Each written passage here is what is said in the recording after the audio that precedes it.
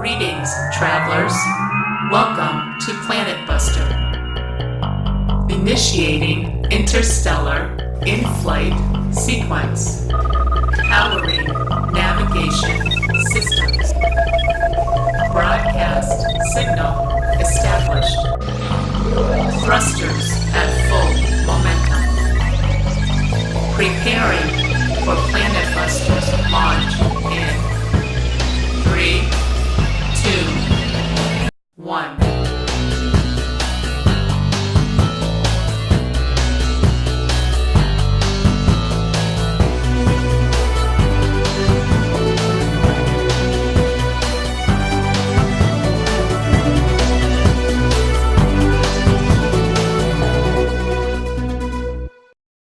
What's going on, ladies and gentlemen, everyone out there in the multiverse? Welcome back to Planet Buster Radio, the two-headed space monster of podcasts.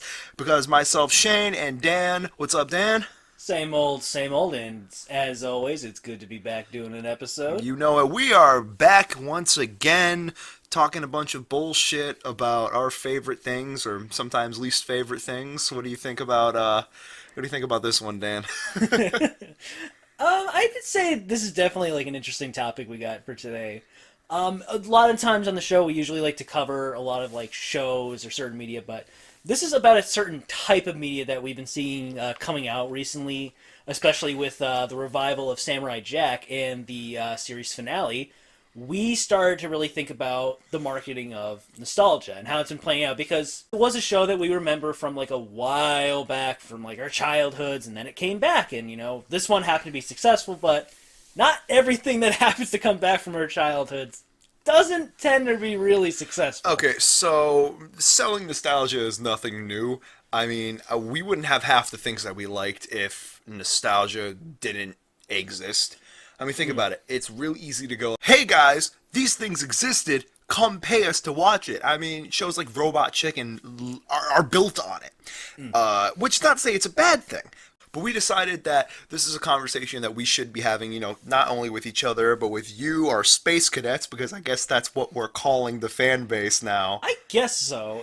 Or what do they prefer? Do you prefer Planet Buster-Tears? Do they prefer Space Cadets? You know what's weird is, like, I'm pretty sure that's a joke off of my Twitter handle. Like, I think they saw my Twitter handle, they were like, yeah, Space Cadets, that has to do with space, whatever, fuck it. But we wanted to have that conversation with you about, you know, these remakes, reboots, selling things that were successful before that you may have a good memory of. Is it a good thing? Is it something you feel people are doing right? Are you happy to see these things back, or does it feel just kind of like a cop-out? I know personally I don't mind it if it's done right. I know we talked about Samurai Jack, and that was just fantastic. Samurai Jack, I think, is a good example of what a remake or a reboot or a continuation or sequel, whatever you want to call it, what they should be, because it did have that nostalgia factor. They did throw out these characters that you've seen before. Hey guys, this was a series you watched when you were younger, but at the same time, they added something new, and it was a continuation. Like, Samurai Jack ended just in a place where fans weren't too satisfied with. There was always something more to it. And this return, the revival, was something that not only was necessary, it was something that a lot of fans really wanted. It wasn't like a lot of these, like, movie remakes, where they're movies that, you know, the fans enjoy, and, like, we'll take...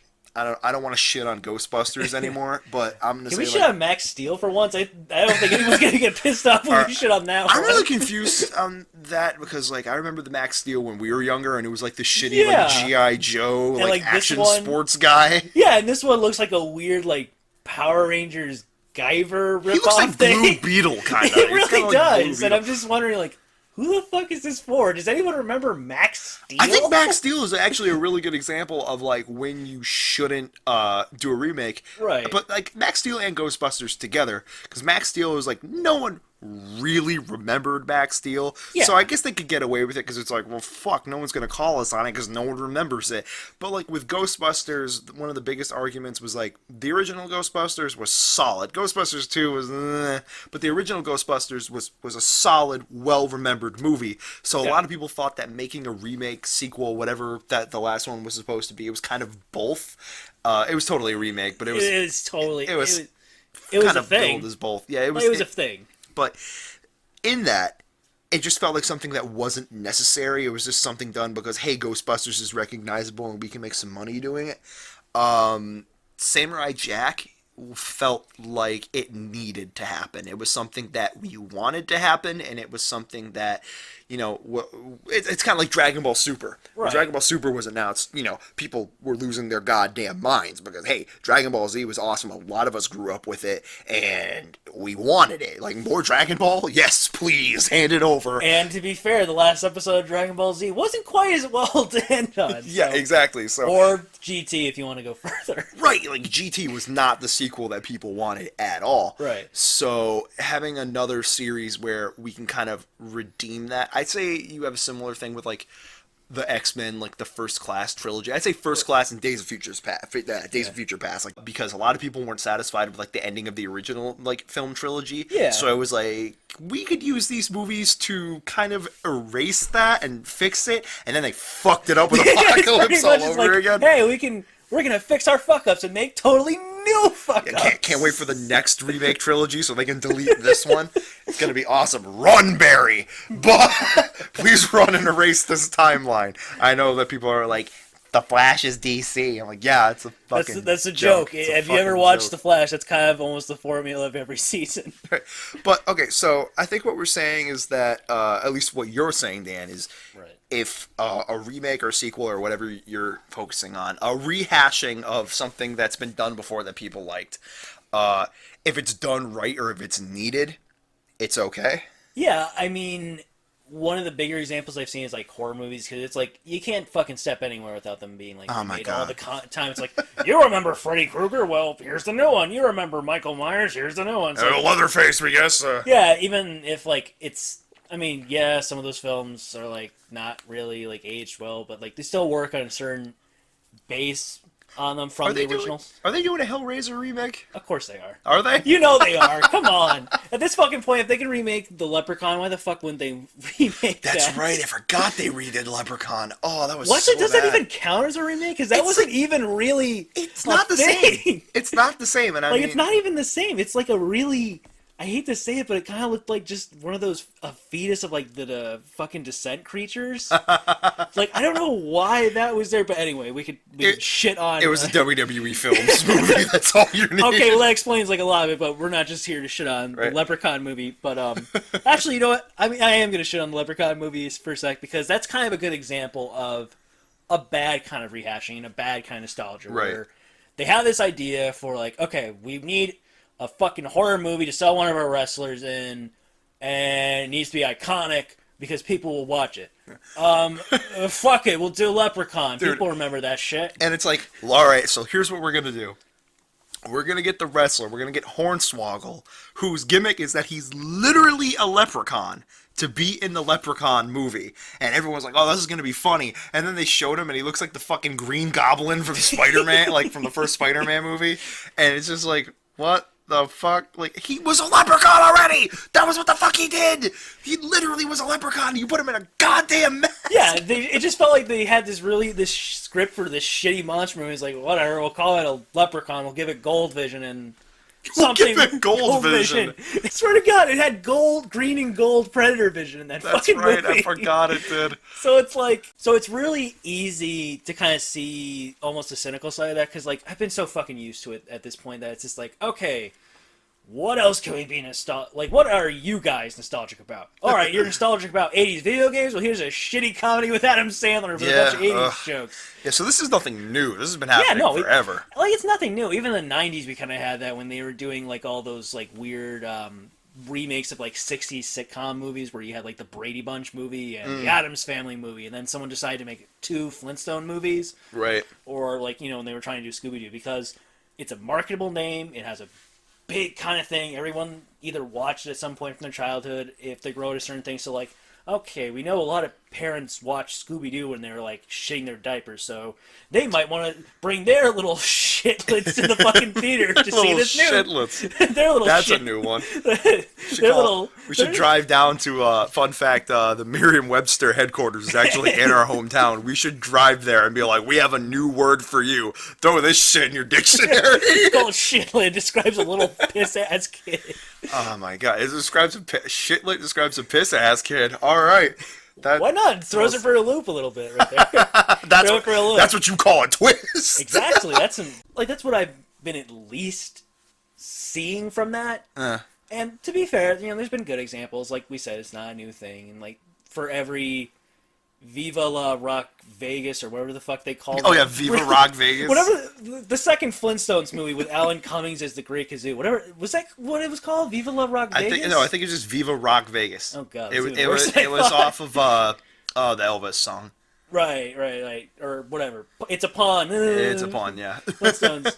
But like, for every one of those you do get ones that are at least decent, like the Samurai Jack revival or the Doctor Who revival, which was pretty much just sort of like a soft, like it was a continuation mostly, but more or less a soft reboot of this like long running series that decided to come back and appeal to new people and like take those older concepts of like weird low budget wacky sci-fi monsters made from bubble wrap and decide to like slightly update a little bit so funny. it's not as bubble wrap looking. Actually, they're doing a new Star Trek series too, aren't they? Oh yeah, definitely. They've been doing that because again, the new movies came out and that started reiterating the franchise and bringing it to a little bit of a light of like, okay, we were doing nothing with Star Trek, so let's kind of bring it back to basics and do that kind of thing, so we can get like this either like a new movie, which I do like the new movies. Sans the second one, but they're okay.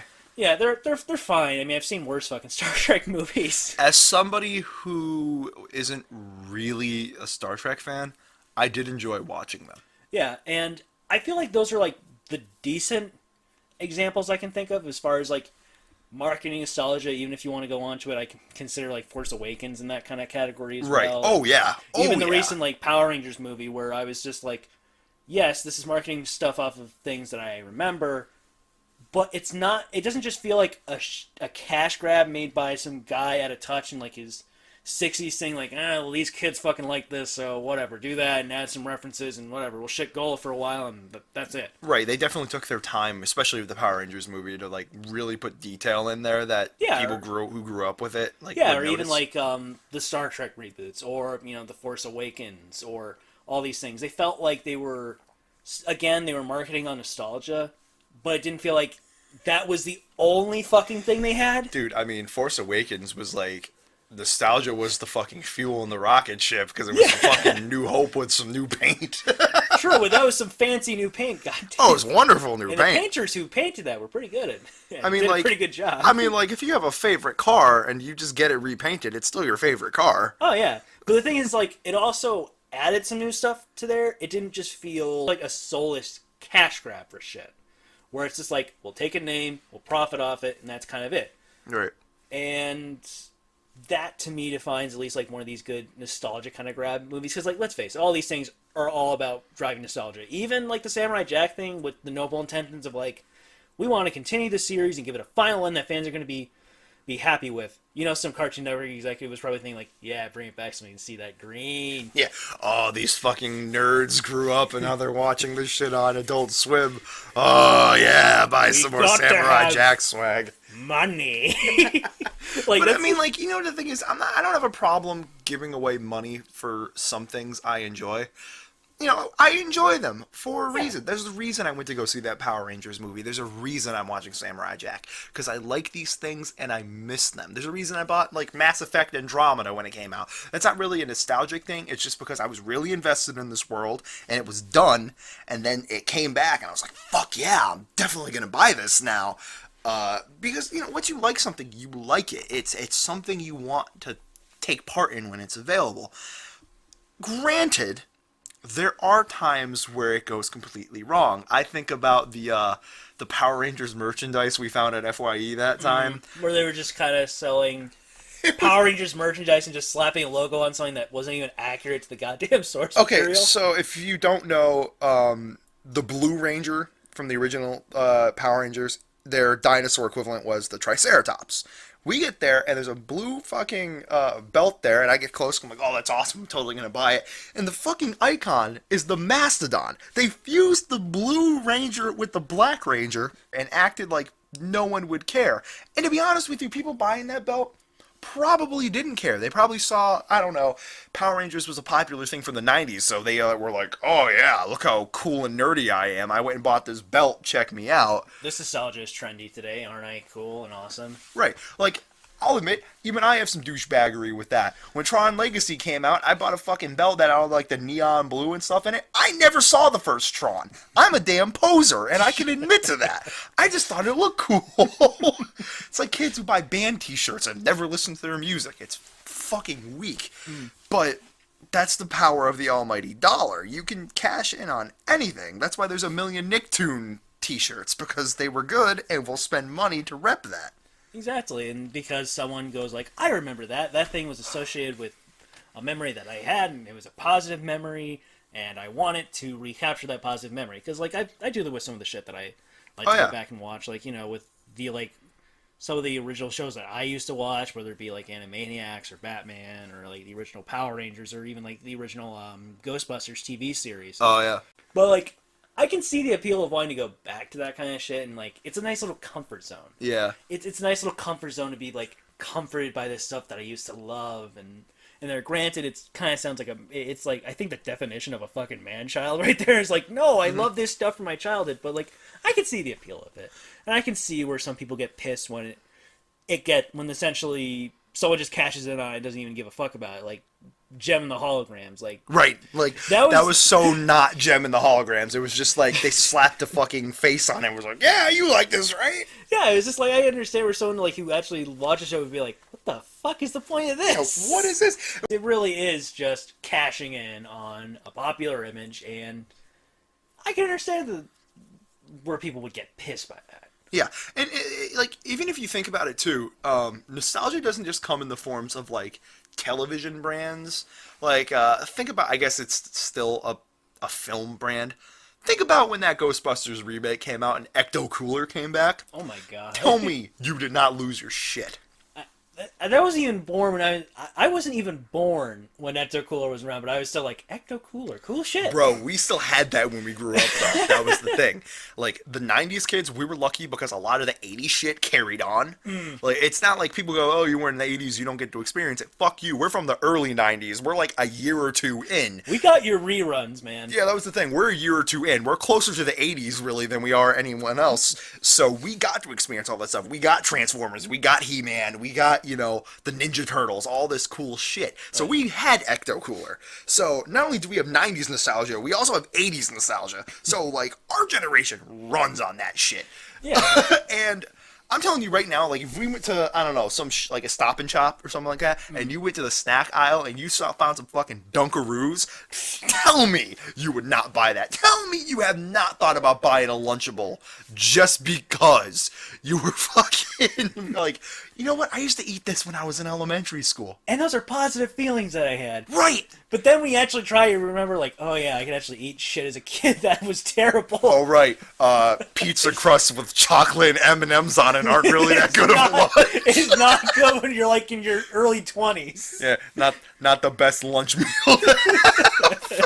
You're kind of like, the thing is, I guess when you were a kid and you eat like a candy pizza, it's one of those things where as a kid you thought it was awesome. You're like, I'm the shit. I'm eating a chocolate M&M pizza right now and all my friends hate me. Now as you're an adult, you realize the only person that hates you for eating that is you. You hate yourself. And I guess that could be like a decent segue for a symbolism, if you will, of nostalgia in a weird way. Dude. Like, it's this thing that's like, that you remember it being awesome and great as a kid, and then you try it again, and then you're like, oh, yeah, never mind, this wasn't as good as I thought. Right, Because I was a kid, and I was kind of easily excitable and stuff like that. But then sometimes you find the gems in the rough, where the stuff that you still liked as a kid ends up being Ironically, that gem was not Gem in the Hologram. Oh, no, it was not. That shit was not a gem. That was just a pound. That was a turd in the rough. That was just a turd upon It was just more rough. The thing about it, like, it really is kind of hard to talk about nostalgia in a certain way, because we can only just talk about our own sort of nostalgia and really where we come from it, especially seeing, like, now that they're running out of, like, the well of, like, 80s stuff, now they're kind of moving into our kind of generation of stuff. So now we're starting to see the Goosebumps, the Power Rangers. Pokemon. Pokemon's a new one. We'll probably be seeing Animaniacs or some kind of shit coming up eventually. DuckTales just got a You know what? fucking That is a good remake. point. DuckTales, Powerpuff Girls got rebooted, so that's another thing. Yeah, and DuckTales is about to, like, set the world on fire. They got that Hamilton rub now. So yeah, we can only speak for ourselves, really, in that kind of term. I mean, but we get it. Yeah. We understand where those feelings come from. So when, say, you watch the new Powerpuff Girls thing, like, oh man, it's probably going to be like the original show, and they're going to pick it up right where it started, and it's just basically a bunch of shitty, dank internet memes and Why are they outdated twerking? reference. Why are they twerking? They are children. Why are they twerking? Why are they twerking? And you're just like, oh, never mind. This is, yeah, no, you really didn't get the point of that. Oh, you guys didn't get any of the original voice actors? Oh, Oh, okay. Now she's doing it in No Me Gusta face. Yeah, no, just stop. Just stop. Oh, God. I'm gonna go back to watching Adventure Time now. Yeah, like, it's bad when newer shows do nostalgia better than, like, the shows that got brought back. Yeah, it's like, hey man, I kind of want to watch like a Powerpuff Girls series. You think I should watch the new reboot of Powerpuff Girls? Maybe you should just watch Steven Universe if that's the case. Right. It kind of does what it wants to do, but better, and kind of reminds you of the original thing because it has that same kind of quality, Yeah. and that's also like a cool kind of thing that we're also seeing too. Is like many people who grew up in our kind of generation with this stuff are taking these ideas and premises that we had and applying it to new kind of shit. So we Right. have something that's like similar, and that's where I see like the positives and negatives of this kind of thing. Right. On the one hand, it's a fad that's not going to go away. No matter Oh. what the fuck we say, no matter how many people are going to complain about it, no matter how many people decry that this killed my childhood. Yeah, it's never going away. It's not even a fad. Art is copying someone else's idea and making it your own, so the stuff's always going to exist. Yeah, pretty much. That's going to be art to a fucking T. But I think that we keep saying in like a lot of these podcasts is, as long as you got fucking respect for the source material that you're doing, you know what you want to do with it, and you show it respect, respect. Like, I know a lot of people are just saying, like, why won't you just give a definitive word about it? Because a lot of these topics, they are kind of like a hard thing to really talk about, because everyone has their own perspectives and what they bring to it. If you think this shit is bad, I will admit, I see the points. It is kind of bullshit to constantly just see something that I liked as a kid basically just be resold to me in some shitty format by some guy who never experienced it, never watched it, never had those same kind of memories that I had. Right. And saying, you'll like this, so you'll buy it, right? It's a slappy dummy keychain from Goosebumps. Actually, sir, it's Goosebumps. Goosebumps! Goosebumps! Remember that? No, I remember Goosebumps, but I'm R.L. Stein. I write the Goosebumps books. no, he has to sound more bootleg. It can't be just Harl Stein. He's like R.L. Stain. Harl Stein. R.L. Stain, he writes the Goosebumps. And like if he's the bootleg version, he's like, "Hi guys, I'm Harl Stein. I write the Goosebumps books." He sounds like every 90s cartoon ever. Hi, kids! And he has to have sunglasses. He has to have sunglasses and the fucking surfer hair. He's got and, the like, backwards hat. He's got fucking arm pad. He's got like shoulder pads on for no fucking reason. And then, like, pouches. Like the fucking X-Men, like, everything's got, there's a million pockets and belts. Like, I don't even know what these pouches do, man. I just write books. I got nothing in him, brah! Nothing in him! And he just, like, skateboards away. Yeah, and, you know, speaking of Goosebumps, I know we just, like, rambled on for a hot minute about that, but, like, you know, they did that as a remake. They brought that back as a movie, and it felt right, but it did something different. Not necessarily something that was needed, but it did something different. I think that's really important about, like, a remake, is that they actually try and remake it. Yeah, like they did something interesting with it. They had an idea, and it wasn't just going to be like, okay, we'll just do this thing and make fun of the original source material. Because there's also stuff like that, like the big joke of you like, need some of that. well, yeah, you need some of that, but if it goes to the point where it's just kind of like, hey, wasn't this kind of stupid? It just goes like, all right, fine, I yeah. can make jokes like that too. I don't need to pay like I don't need to pay $20 to say that thing you liked sucked ass. Like $20? Where the fuck are you going to a movie? I'm talking Blu-ray, man. Okay, Who goes to see movies anymore? we do because we're losers. Well, yeah, exactly, kids. Fucking hey. But no, I hear you. That's That's the fucking death of so many remakes. Is like they totally do that. Oh, this idea is stupid. Oh, this thing sucks. It's like, yeah, but I like it. Like I know it's corny. That's why I Yeah. came to see it. Like Power Rangers. Tell me right now that's not the corniest idea you've ever heard in your life. Corny shit. I've seen the show. That is cheesy as hell. Yeah, and I love it. Yeah, exactly. And I went going to the new movie just knowing that if they didn't have that factor in there at least a little bit, I didn't fucking care.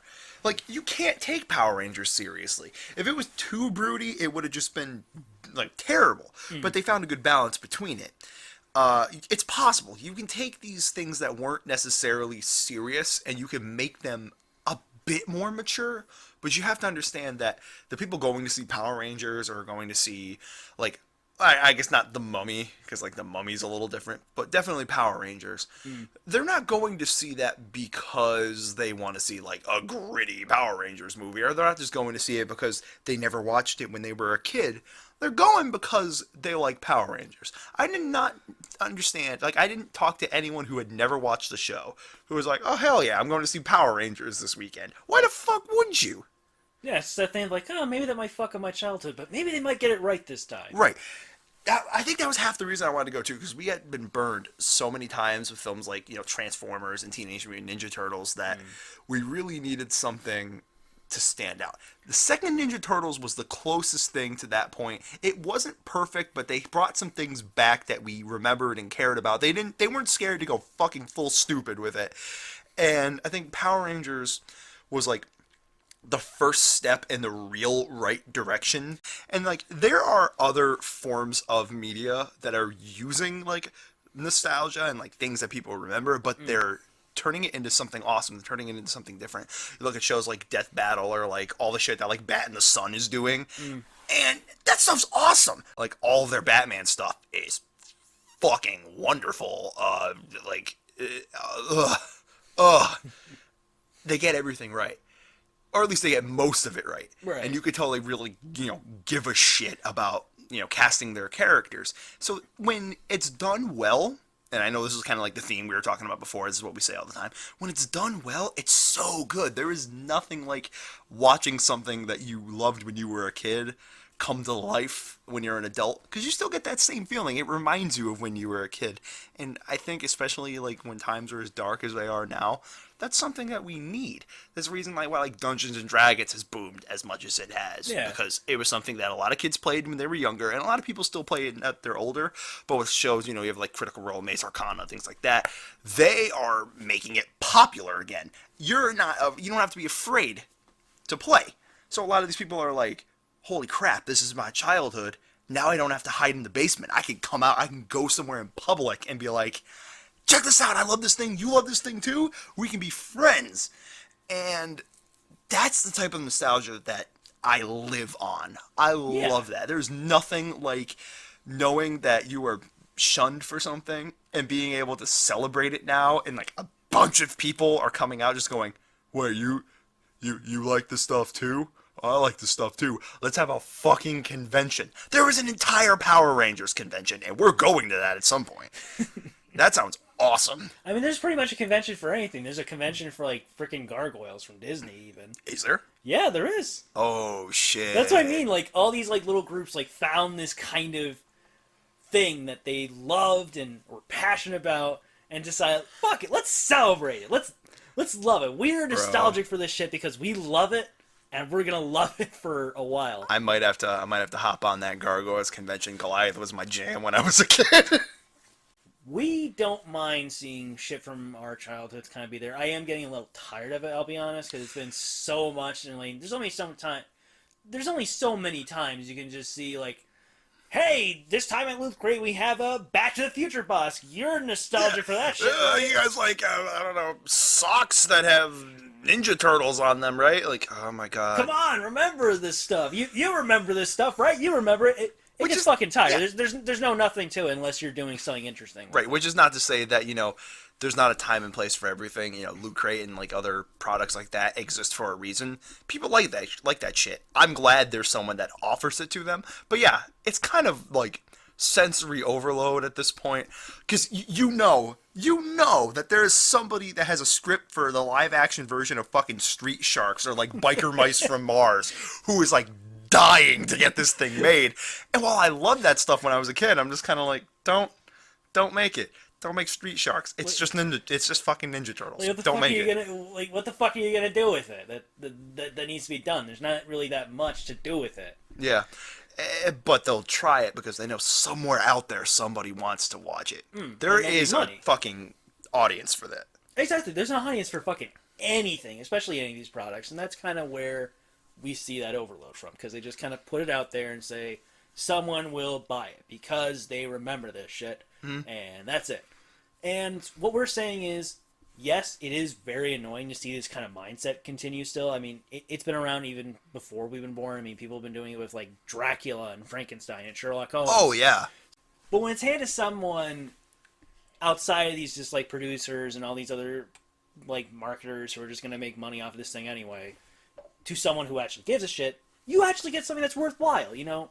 For every shitty reboot of Gem and the Holograms or Powerpuff Girls, or like a really bad continuation of like some older show that's being reinterpreted, or fuck's sake when they remade Knight Rider, for God's sake. Oh my god. Like, you know, the thing is, like, we can shit on stuff for capitalizing on nostalgia, but why do we want this stuff back? Because we have memories of it. We want more of it. Like with Samurai Jack, the reason it worked so well is because it stuck to the same formula. It was the same visual, like, representation. It was a little darker, but that's because it grew with the times. It realized that the audience that grew up with Jack are older. Like, we're all adults now. So we want an adult, you know, themed, not adult themed, because that would mean it was a porno, but like, we want a mature, that doesn't sound good either. We want a show that doesn't, you know, treat us like children again. That's not like the same goofy bullshit. Like, we definitely want a little bit of it, but we want to see an evolution. That's why they took that show and they were like, all right, it's 50 years in the future. We're not even going to pretend it's like the next day. It's been a long time. Jack has been here a long fucking time because it's been years. So we've all grown older, so he has to grow older. I'm not saying that, like, when they do Hey Arnold, that I want them to be, like, fucking 20-something, you know, year-old adults. I don't want that. I want, you know, the characters I grew up with. So I don't have a problem with them being the same age. That's why, like, you know, South Park works, because they've been fucking kids forever. They age, like, 1 year every decade. So that works out fine. Fuck, I forgot what I was saying. Should we just end it? Yeah, we can end it pretty soon. Right. I think, like, what we're getting at, though, I realize I've said this sentence probably like 3 times during this podcast. It's like, as long as you do it well. But I think it's kind of dawned on me that this is kind of like if there was a PSA about not doing drugs while the guy was like smoking crack the entire time. Because we're just like, yeah, you got to do it right, but that fucking Invader Zim movie is going to be dope, right? Like, because that's the thing. At the end of the day, we're as much addicted to nostalgia as anyone else. I think everyone is. I think that's the reason why there's all these fucking, like, you know, social and political issues, because people are really nostalgic about the way shit was when they were growing up. And not to say we're going to get into that. It's just like, that's part of it. Everyone wants it the way that they remember. So, of course we're going to buy into that. Of course we're going to watch these shows that, you know, we watched when we were kids. Like, tell me right now, if you were sitting in the living room and there was a commercial for, like, Crossfire, like a new Crossfire game came out, you would buy that shit today. I would buy that shit today. Crossfire is awesome. If they're still around, if you're still making Crossfire, please send me one. I want Crossfire. But, like, that's the power of it. I got fucking goosebumps just thinking about that. It's a board game. I am 25 years old. But that's the power of a memory. Memories are some of the, like, the most addictive substances we can think of. They're not really substances, but you know what I mean. It's the most addictive drug on the planet. You can get lost in thought. And sometimes you just need that fix. And I don't think there's anything wrong with getting that fix from a movie or a TV show or what have you. Yeah, just be careful who your dealer is. Right. As long as you can trust your dealer and he doesn't give you a bunch of, like, seeds and shit. Whoa, we got too real on this podcast. Don't worry. It's YouTube. People will understand. It's funny because none of us do drugs, so it's actually really funny. That just kind of makes it even funnier. Yeah, they're like, I said that, and then I got like a twitch. Like, did I say that right? Is that a weed joke? Did I do that right?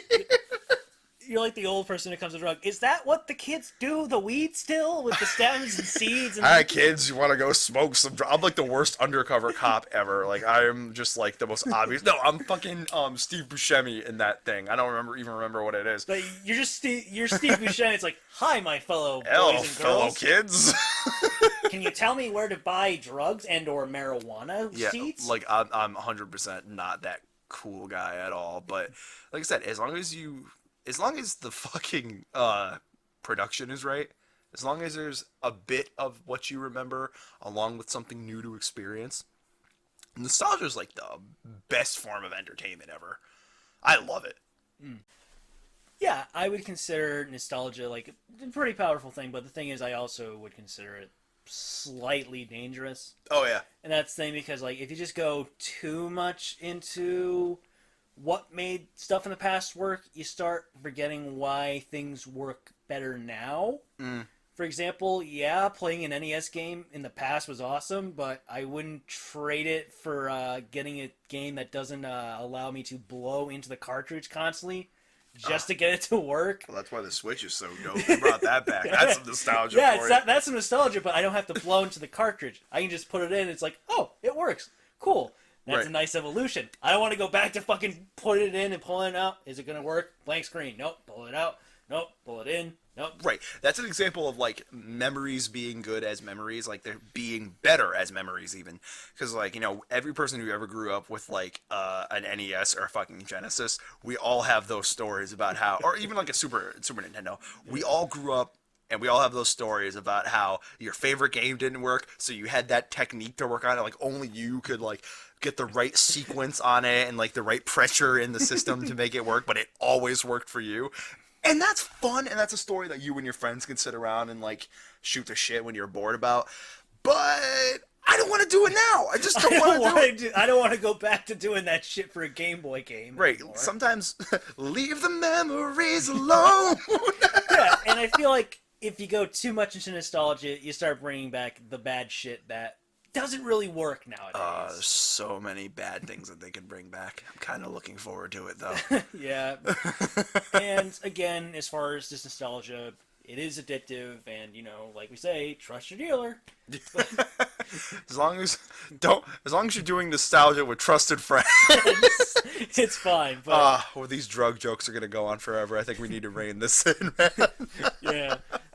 So that's our opinions on nostalgia in general. I know it seems like we're kind of copying it again by just going like, oh, it's a double-edged sword, but it really is because we're just talking about it from our experiences, and in our experiences, yeah, it is definitely overflowing the market, and I'm getting a little tired of just people using that as an excuse to make stuff. But Right. we've also seen it used very well and used to make original stuff or even improve or continue older ideas and older stories and giving them like an ending or just continuing them on. I think it's kind of a multi-tier question. You have the question of like, is nostalgia marketable? Hell yeah, it is. Do you mind it? Not really if it's done well, but is it getting annoying? Yeah. That's not to say that I won't go see a new movie based on something I grew up with, but I do kind of want more original work. Not to say that I'm like, oh, Hollywood needs to do more original stuff. I'm just kind of, you get used to something after a while. Like, you can get punched in the same place for a long time. That part's gonna go numb, and my nostalgia arm is going numb, and I really just want something new. If it's good though, hey, bring it on. I'm excited for a lot of like things I grew up with, and I really look forward to seeing what they do with them. But it's a fine line to walk, and as long as we stay somewhere in the middle of that line, I think we're gonna be all right. Right. So, long story short, that's our opinion. Thank you again for listening to Planet Buster. We really appreciate it. Just, let us know what you think, and hopefully we can continue this conversation at a later time.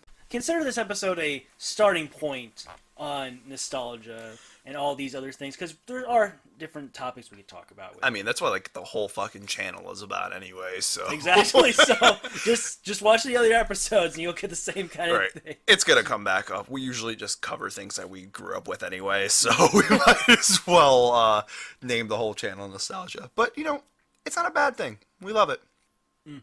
Just gotta be done right. So yeah, now I guess it's time for us to blast off again. Like That was a fucking reference. What nostalgic program was that from, kids? That was so bad. But yeah, we're gonna take off for this episode. So I've been Shane, I'm Dan. and we'll see you next time. If you've liked this recent episode of Planet Buster, be sure to like and subscribe, and leave a comment down letting us know what you think. Also, be sure to check out our website, planetbustergo.com, and check out our Facebook. Also, be sure to check out our friend Brody Milne. He's the dude who made our sweet new theme song. So until next time, see you, Space Cadets.